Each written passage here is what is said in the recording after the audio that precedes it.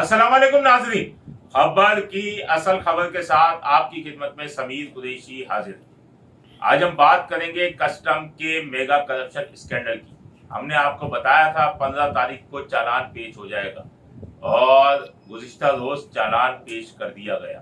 मुकम्मल फाइनल चालान जो पेश किया गया है, जिसमें जिक्र किया गया कि पहले जो आईओ थी इस केस की वो अम्मारा कुरैशी थी, जिन्होंने 19/23 का चालान जो है वो पेश किया था। उसके बाद मजीद मुल्जिमान आते रहे, 164 का बयान हुआ, बयानात की रोशनी के अंदर मजीद नाम आए और मजीद नामों के साथ जो है अब ये हतमी चालान जो है वो पेश कर दिया गया। ये जब्बार मेंदो जो है उन्होंने चालान पेश किया है।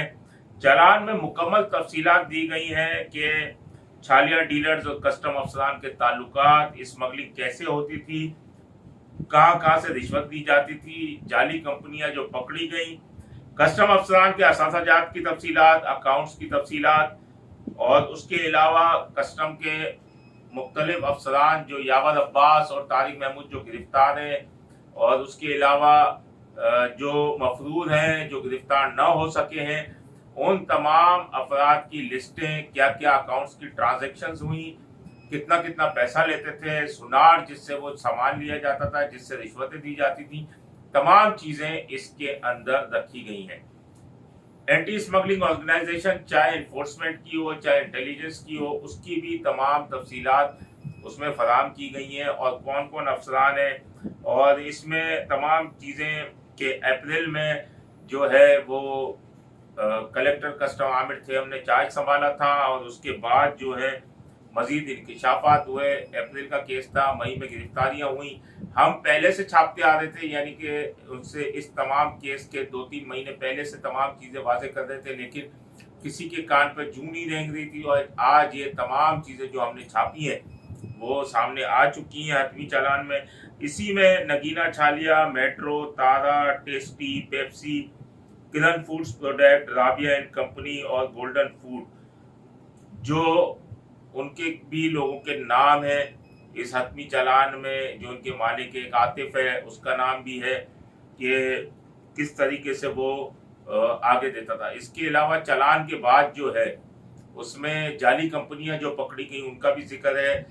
इस तमाम चीज़ों के अंदर उसके बाद अदालत ने नॉन बेलेबल वारंट जारी कर दिया। हम पहले ही कहते आए थे कि इन तमाम अफसरान जिनके नाम है इनको बेल करानी पड़ेगी। इसमें गिरफ्तारी जो दिखाई गई है, यावर अब्बास, तारिक महमूद की गिरफ्तारी दिखाई गई है जो बेल पर हैं। उसमें उस्मान बाजवा कलेक्टर, साकिब सईद कलेक्टर, उसके अलावा आमिर थयम उनकी दिखाई गई है और 1, 2, 4 और हैं जो कि जमानत पर हैं। तो अब जो है वो अदालत ने नॉन बेलेबल वारंट जो है वो जारी किए। नॉन बेलेबल वारंट के अंदर जो जिनके नाम है उनमें कस्टम वाले, छालिया वाले और कंपनियों वाले तमाम हैं जिनके नाम जारी किए, जिनके लिए हम कह चुके थे कि जमानतें करा लें, लेकिन उन्होंने नहीं कराई। तो 164 के बयान और बयानात, दीगर बयानात की रोशनी के अंदर जो नाम है उनमें अब्दुल रशीद, मोहम्मद हुज़ैफा, शहबाज जिसका नाम हम मुस्तकिल लेते रहे लेकिन वो खुला घूमता रहा, हसन सरदार, सलाउद्दीन वजीर, फिरोज आलम जुनेजो जिनकी नौकरी कुछ ही माह या चंद दिन रह गई है, वो मंजूर मेमन चीफ कलेक्टर कस्टम थे, additional collector custom Amjad Rajpar, उसके अलावा उबैदुल्ला, एजाज अहमद, दानिश कलीम और सैयद मोमिन शाह, अब्दुल जब्बार, नदीम कादरी, तारिक हुसैन, इफ्तिखार हुसैन खान जिसे इफ्तिखार बिल्ला कहते थे, और हाफिज यूनस, डॉक्टर फरीद, हाजी असलम जो कि मर चुके हैं, और सैयद असद, इश्तियाक काजमी। उसके अलावा सिंध पुलिस के भी जो एक एसएसपी, एक डीएसपी और एक 2 पुलिस अफसरान के नाम है, सुहेल सुक्खा और अनवर पठान, दाऊद, मोहम्मद उमैर, अब्दुल अजीज, अब्दुल गनी, मोहम्मद हुसैन, मोहम्मद आबिद, मुश्ताक तेजानी, हनीफ और इमरान शहजाद और मंसूर के जो है नॉन बेलेबल वारंट जारी किए गए हैं। इसमें आपको मैं बताऊं कि इन तमाम के नामों के नॉन बेलेबल वारंट जारी किए गए हैं। इसमें हम पहले भी हाफिज यूनस का नाम दे चुके थे उसके अलावा दीगर के नाम भी हमने दिए थे, मंजूर हुसैन मेमन के भी, अमजद राजपूत का भी।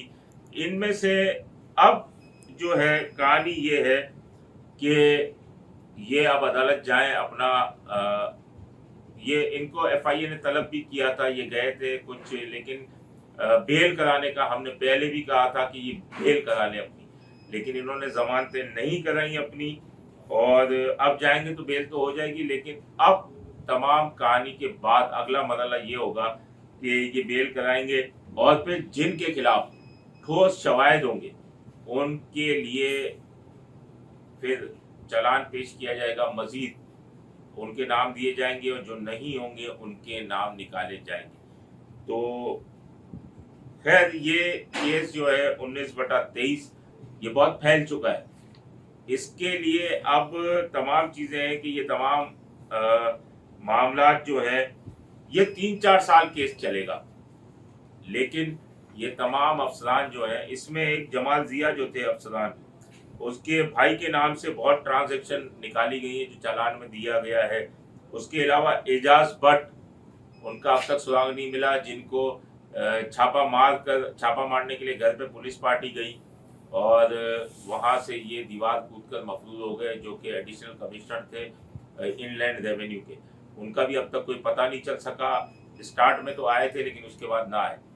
तैयब जमानत के ऊपर है और तैयब भी मेन किरदार था इसमें। मरकजी किरदार जो है वो तैयब, शहबाज और तारिक महमूद, यावर अब्बास, इन्हीं को किया है, जो कि नीचे से ऊपर तक रिश्वत पहुंचाते थे और मुख्तलिफ चीज़ों के बारे में भी बताया गया, छालिया, इसके अलावा दीगर स्मगल शुदा आइटम्स जो बताए गए हैं। तो अब इनके लिए जो है, अब इन तमाम जो अपनी बेल कराएंगे, जमानतें करवाएंगे और एफआईए में इनके खिलाफ तफ्तीश होगी।